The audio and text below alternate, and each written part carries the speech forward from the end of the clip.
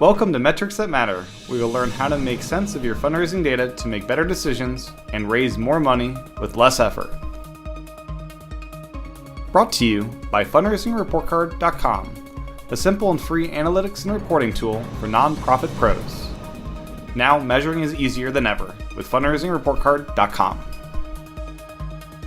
Hey, how's it going? Guess who's back? Hey, it's Zach Back and again. Tim.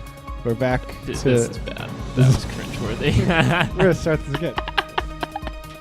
Why we gotta start again, We're gonna Tim? start I again. like that intro. We always do bad intros. No, we do not. It is hot in here. You know, I turned off the AC, so you, the listener, don't have to listen to... Actually, less for you, the listener, more for me, so I don't have to try to do noise removal on the audio. The things that we do for the listeners, Tim, I'm gonna be in here. It's like a sauna, but that's Which okay. I did find a good noise removal tool, but I don't think our listeners would care about that tool in particular. But Speaking of tools, though, yeah. what are we gonna talk about today, Tim? Talking about tools. So we're talking about tools that we use here at Market Smart, but we are going to talk about tools that I think that would be helpful for you at a nonprofit as well. Yeah, so there's a couple blog posts I wrote. I think the first one was March of 2017. I wrote a blog post called yes. Long time ago. 3 tools our for-profit company uses that your nonprofit should too. And then I wrote a kind of a sequel to that with some updated tools in June of this year. And today, really what Tim and I'd like to do is just share with you a little bit of some of the resources that are kind of marketed towards us, but have applications at your shop, things that you should also be using. And we've got a lot of recent experience because, well, there's been a lot of new tools. There have been. And we're trying to optimize things here. And in part of that, we're discovering some tools that work for us, some that don't. Why don't you start with kind of your newest favorite tool? Okay, so it's definitely not my newest, but it is by far Your favorite. my favorite. Okay. It's fundraising. No, it's not fundraising report card. It's Evernote. Okay. Yeah, Evernote. this has been around a while. I used it back in college. We talked about this. I used it in college. I actually would cut the binding of my textbooks. I'd scan it in with the document scanner. And this is back before digital books were really a thing. And I had digital books and some destroyed paper books as a result. But you use it as a digital notebook, but also you can scan in PDFs, and it has OCR kind of built into it. So anything you scan, it'll actually search. You take a photo of a receipt, it'll search that receipt. They kind of pitch it as your external brain, but what else do you want to kind of share about how you use it? Well, we should probably let them know about our affiliate link where we make money if they say, no, I'm kidding. I'm entirely kidding. No, Tim, I mean, you're summing it up. But the reason that Evernote's really useful, at least what's been most meaningful for me, is I'm good at making decisions, I think. At least I like to make decisions. It's hard for me to keep organized all the thoughts or all the information that I have about decision that I'm about to make. Evernote, just like you're saying, it's kind of it's like your digital brain. It organizes all that information depending on how you think and depending on how you want it organized. So this is super applicable and super useful in our line of work, you know, helping to support a small business here. Personally, I set up all of my notes with Evernote's tag system. The really cool thing about the tag system, and I highly recommend, there's a blog post, and maybe we'll link to it in the post description and things like that, but it's by a guy named Michael Hyatt, and he talks about setting up all of your different tags in almost like a what, when, and who structure. So every time you're writing one of these notes, you could tag what it is. So for me, I might have some that are related to our customer retention goals, and I'm having that conversation with who? I'm having it with Tim. So I tag it Tim, and I tag it goals, customer retention. And then 3 months from now, when we need to make a decision about how we're going to affect customer retention with Tim, I type in my search, Tim, customer retention. It takes me to my note where I took 3 months ago all the stuff that I, quite frankly, would have forgotten otherwise. That's how Evernote works. You store this information and then you can reference it when you need it. There's even some great uses for it, potentially for donor visits, taking notes there, the internal note taking, but then even external. When you're visiting with someone, put it in the Jane Doe note folder and you'll be able to reference that a year later when Jane Doe responds back to one of your appeals or something along those lines. Yeah. So Evernote is crucial. And as I mentioned, I really love their mobile app, especially on the phone, where you're just taking a photo and it'll read the text on it and make it searchable, which you'll find a lot of times if you just put in your camera roll with the rest of your photos, it's going to get lost and it's not in the right place. That's the really cool thing about Evernote, and also about another tool that I'm sure we'll end up talking about, which is Slack, is it indexes, or as you're saying, it makes it readable. So like when you take these images or you take a PDF and you put it into your Evernote, it's now in the searchable functionality of Evernote. It interprets the words in the PDF. So if you want to search, like for my example, customer retention, if I search that in my Evernote, it's going to find articles that I've put into my Evernote that have the words customer retention in it. And I just rung another bell in my mind of how I use it. I actually have a read and unread tag in my Evernote, and there's a little web clipper. So anytime I'm on an article online and I want to read it, but I don't want to forget about it, and I don't have the time to read it right now, I click the little icon and I save it to my Evernote as unread, and then with whatever topic it's about. So it could be about company building, organizational structure, metrics, data, etc. And then in my Evernote, I have this library of either articles I've read in the past or articles that I want to read in the future, the unread ones. Tim, I knew I read a lot, but it's awesome to be able to quantify it and see, okay, I've read 16 articles in the past week, and here they all are. And when I need to search for something about it, it's right there. It's killer. It's awesome. Yeah. So you mentioned Slack just a moment ago. This is something we're definitely using now. I think the real killer part of Slack is, email inboxes are always overflowing and just a headache to deal with. And Slack, in our company at least, it cuts down in a big way all those internal communications you used to send via email and lets them live in this application dedicated towards messaging. And you can have different channels that has a couple different people on. So you're working on a certain project or campaign with a couple different people. You don't need an email thread clogging up your inbox. Instead, you can have that dedicated in Slack. Yeah, there's a couple distinct benefits that I see from using Slack. One is you almost decrease your cognitive load of using email, because email becomes just your external communication tool. You're not sifting through those unread messages looking for, okay, what's the lunch order this week for the all staff lunch on Friday. No. You don't have to worry about that cognitive component when you're in your email. You can just see either your customer-facing things or your donor-facing things, etc. Then there's also the transparency component. So there's reducing almost like a switching cost or cognitive load of using email, and then a transparency that comes from the channels, which you were just describing, Tim, which is when you've got, everyone sending one-to-one emails or one-to-one IM messages, you don't really know what's going on. If you're working on a project, Tim, and you're working with, one of our colleagues, James, on something, and you guys are going back and forth one-to-one and you have some questions that you're asking one another, that's your scope of who can answer that are you two. When you're in a marketing channel, because we're talking about producing a new piece of content, I might have a little bit of subject matter expertise, or Sherry might have a little expertise, or anyone in the office might have that expertise where they could chip in and answer the question. If it's in the marketing channel, they can see it, they can answer. And imagine if that was an email, Zach. You know how annoying it would be to get, you probably at whatever organization, you probably get emails that you're not expected to reply to, but they're just in your inbox. You don't know what to do with them. Do you just archive it? But it's cognitive load, as you said. It's clogging up your inbox. And with Slack, you can be in these channels, and you don't need to be notified necessarily on each of these channels, and the information is there for you to reply to if it's something that pertains to your knowledge base. You think about a chat application, and maybe, I'm thinking of my dad right now. Hi, Dad. He'd look at this and he'd say, it's overcomplicated, just go up to the person and tell them what you need to tell them and go back to your desk. We live in a world where more people work remotely, where more people want to work remotely. And it's really challenging from time to time to get someone on a phone call, nor do you really need to get someone on a phone call just to share a piece of information. Put it in the Slack channel. See who can help you out. See who can address your question. It's been huge. And we haven't even touched on the integrations. No. And before we get to that. Yeah, okay. Before we get to that. I'm excited. I want to mention as well. So a lot of my email inbox will be notifications from, say, HubSpot about a form that gets filled out.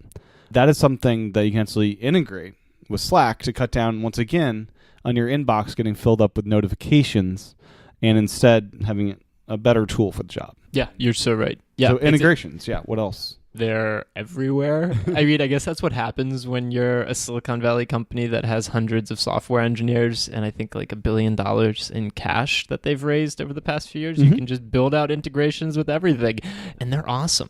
Again, on the transparency note, you can start to share information automatically with people within your organization. It's huge. I know, Tim, you've had a lot of success recently. You produce all of the podcasts here at MarketSmart, and now you've automated some aspects of how you're doing that through Slack. So so I work on the iPad mainly. Tim has a very large iPad. Yeah, so Workflow is an app that's soon becoming Siri shortcuts in iOS 12, but they have a Slack integration. And I post a new podcast episode set up so it basically uses the RSS feed to fill out a bunch of information. So Tim's got a big smile on his face right now. A lot of information is automatically pre-filled for me and sent to Slack that this episode's been released, and just informing everybody about that. Then the same Workflow will actually send a social media post out about that as well. But yeah, there's a lot of things that go into it. And there's no shame in our game. I mean, also what it does on Slack is it alerts Greg Warner, who's our CEO. Mm-hmm. Hey, this podcast just went out with this guest. You should probably follow up with them, and engage with them about their episode. Yeah. It's awesome. That information transfer wouldn't have happened previously, at least not as fluidly. Mm-hmm. And now it's automated. And another thing with the integrations, we integrate Fundraising Report Card with Slack. It is so cool. If you ever are on Fundraising Report Card and you upload a data set to get your reports and your dashboards and you get an error, I get a notification. It goes to a channel where me and the engineers see what the error was. And if you ever see me randomly follow up with you via email and I know exactly what the issue was, it's not because I'm Big Brother watching you, but it comes to Slack. It tells me, hey, this email address just got this error. And that gives me the information automatically that I need to follow up with someone. That concept at your organization, if you had a Slack channel for every time a new contribution comes in, just goes to the Slack channel, here's their information. Those are the types of ideas that you should be able to parallel. And if you do have some kind of chat on your website, say for a VIP landing page for your major donors, have some kind of chat feature there. I know we integrate with, I believe HubSpot does the chat for what we use. You're able to reply to those chats right within Slack. So instead of trying to monitor, I remember this at my old job, we set this up. Someone had to be on duty to have the app open and sending notifications just for that one thing for their website. Now it's in Slack, and as you said, anyone could really reply to that. Tim, I was out to dinner. We're on the East Coast here. We're right outside of Washington, D.C. And I wanted to take my girlfriend out to a nice dinner. It was a Friday night. Mm-hmm. It's like 7:30 p.m. Yep. And out of nowhere, I see through Slack, there's a live chat coming from someone in Phoenix, Arizona. So, try to be discreet, go to the bathroom, do whatever. I could reply right on Slack. There you go. Sorry, sweetie. But, it's really... Good thing not doing it at the dinner table. Exactly. But Good it's job. just Slack gives you this ability to make your life easier, and you should take advantage of it, and you should get your team on board with it as well. And best part is there's nonprofit pricing. Yep. So if you go to Slack's pricing, there's also a free version to test it out for free, but there's nonprofit specific pricing, and it's got great potential. And a lot of vendors in the space as well are actually starting to build out integrations with it, or integrations with Zapier, which almost serves as like this hub that can transfer information. Like I knew Neon CRM has a Zapier integration. I think even Blackbaud's doing some stuff with Zapier. And you can link it up with Facebook and social media. Like Slack can be good. If you know developers, there is an API where your organization could build out something special if you really wanted to as well. This episode is brought to you by us here at MarketSmart and the Fundraising Report Card. What is the Fundraising Report Card?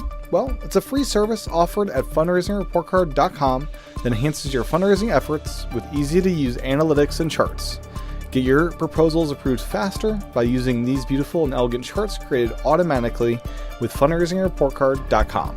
You'll also find a great blog that dives deep into what data means for your organization and how you can use it effectively to make smarter decisions. Start learning and start generating beautiful charts by going to fundraisingreportcard.com. Now back to Metrics That Matter. So there's two other tools that I'd like to at least bring up. Yeah. We don't have to go super in depth And with there's them. one that I would like to just mention as well. Okay.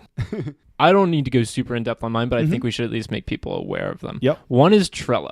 Okay. So Trello is a tool that's essentially almost like a Kanban board. Kanban's a project management style, and it's just super simple, and it's super useful in certain applications. I use it in my personal life. We stopped using it here professionally at MarketSmart because it's not robust enough for kind of in-depth project management. But I use it in my personal life, like my house to-do lists. Side note, don't buy a house, lots of work. But for your house to-do list, you put everything on your Trello board. For your grocery shopping list, to collaborate with whoever lives with you, you put it on your Trello board. Super useful, And I think it has good applications at a lot of organizations that are doing some level of project management, but not necessarily super robust project management. I like to think of it almost like a digital whiteboard. Exactly. So you have 5 columns on your whiteboard and you're moving stuff from one column to the other as things are done. You can just drag and drop a card, as they call it. It's a Post-it note, Tim. So here in DC, there's the Foundation Center, and occasionally, maybe like every other quarter, I do a presentation down there at the DC office. And I was down there recently, and my friend and colleague Melissa's there, and I was in the back office part, and they had just an entire wall full of Post-it notes, and each column was a month, and they were moving things through for their project management. And I was like, Melissa, you really should check out Trello. And then I went back to do another presentation, and she showed me how they had set everything up on Trello. It just helps you keep track. It's really hard to, A, the Post-it notes will fall down eventually. B, once you've moved the Post-it note from, let's say, June to July, you no longer know when it was in June and how long it's been in July. And Trello starts to give you some of that information because it's all stored in a database, and it tells you how long a card's been in places and who's interacted on it, etc. Oh, another thing that Trello and Evernote both do is there's a custom email address associated with your account. So both in Evernote and Trello, you could just forward an email to that email address, and it's going to be in your account that you're able to have it there instead of your inbox. So if there's an email that you get, I don't want this in email, this is something from my external brain, Evernote, put it there. Something for your projects, put in Trello. You can just forward it along. And not to confuse everyone, but you also can put then everything back to Slack because, of course, there's a Trello to Slack integration and an Evernote to Slack integration. We should definitely be getting some sort of referral compensation. Yeah. But that's okay. We're just spreading what we know. So another application that I think is really going to be useful for nonprofits is an app called Text Expander. Okay. Have you heard of this one? I'm not sure if you have. Enlighten me. Okay. So it's available Windows, Mac, iOS, Android, I think probably even web. So what this does is, say you type the same email, generally speaking, over and over again. Get a donor, sends you a message. You can program in these like hotkeys. Say !9 means it's going to autofill a certain thing. On Mac and Windows, you can even do it where it's not just expanding text, which is what the name is, Text Expander. So say you have TY and it'll say thank you. It'll type out thank you for you. But instead, on Mac and Windows, there will be empty little boxes where you can fill out different variables. So when you're typing your email, you can summon Text Expander, and you have generally the same text, but you can have personalized notes in certain areas and kind of fill out your email. So this will save you hours upon hours of time of just typing the same thing over and over again. So it's like text snippets or like little templates that you can use? Yep. All throughout your... your entire OS. That's really cool. So yeah, this is on mobile as well. So if you're on your phone, like iPhone, there's actually some third-party email clients that will actually integrate with Text Expander. So as you're typing your emails, you can be typing and it'll expand out your common snippets. That seems everywhere. That sounds like the really practical use case here would be as almost like email templates. Yeah. Because if you've got almost like a typical one-to-one follow-up thank you message for a new contribution, a new gift, and you want it to be a one-to-one, like, obviously there's going to be the automated one if it from an online donation form. But if you want to follow up personally, that's really nice. Yeah, and I believe they've Teams set up as well, where you could probably share snippets between your team. I think that's one of the things they offer. Very coal, Tim. Yeah, I had never heard of Text Expander. Yeah, it's something I've used in the past. I use Workflow more for that kind of now for all my snippets. It's something I've used in the past and think it's a really good tool for nonprofits especially. Very cool. I'll have to listen to this episode again so that I don't forget about that. The last one that I wanted to bring up, and it might not be super applicable right now for our listeners, is HubSpot, which is the CRM, the constituent relationship management tool that we use here at MarketSmart. There are nonprofit versions of it, so you can actually Google HubSpot for nonprofits. It's not great in the sense that for especially major donors and mid-level donors, there's a moves management process, and HubSpot's idea of moves management is, very B2B sales oriented, so it's not great. It's almost like the same downfalls that Salesforce for nonprofits has. You need a lot of customization in your setup, but man, oh man, is HubSpot great. It is incredibly easy to use. Like the user interface is just miles ahead of its peers. It's updated all the time, new features constantly. It's really great for collaboration. Yeah. Our whole office is on HubSpot, sharing notes and sharing information. And of course, I guess the fourth thing, it has a Slack integration. Sure. So that makes me happy too. But I would definitely, if you're in a position where you've been using kind of like a traditional database, like a Little Green Light or a Razor's Edge or something like that, Google HubSpot for nonprofits. It's a small niche market, but pretty powerful software and something I'd recommend you at least take a look at. Yep. Cool. And the last one I would just want to mention is either Team Password or 1Password is LastPass or just any type of password management tool. Please use a password manager. Yeah, password managers are great. My personal favorite is 1Password. I think it's the easiest to use. There's different vaults and stuff for teams that you can have set up. So if you have a team for just all the gift officers on one team, you can have all those passwords shared. You can have it set up where within the password extension on the browser, you can have it configured so individual staffers can't actually see what the password is, which is a nice security feature on that end of things. And I believe there's some kind of two-factor integration where it'll automatically pair with 1Password. It will kind of detect if that site matches with one of your two-factor integrations, and it'll automatically put it to your clipboard after you enter your main password.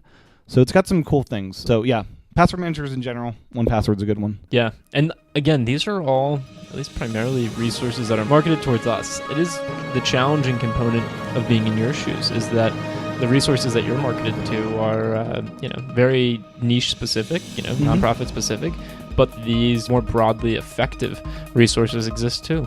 You know? Look at Evernote, look at Slack, look at Trello, look at HubSpot, look at Text Expander, and see if you can incorporate them into your day-to-day. And the 2 blog posts I wrote, I give some examples about how this could be useful and relevant at your organization. Take a peek at those for some motivation. Obviously, don't just buy tools just to buy them, but if you can make your life easier, like we've been able to here at MarketSmart, do it. Yeah, and most of these will have a free trial type thing that you can see if it works for your organization. Yep. Awesome. So yeah, save some time. Use some tools. Oh, that's a good tagline. Yeah.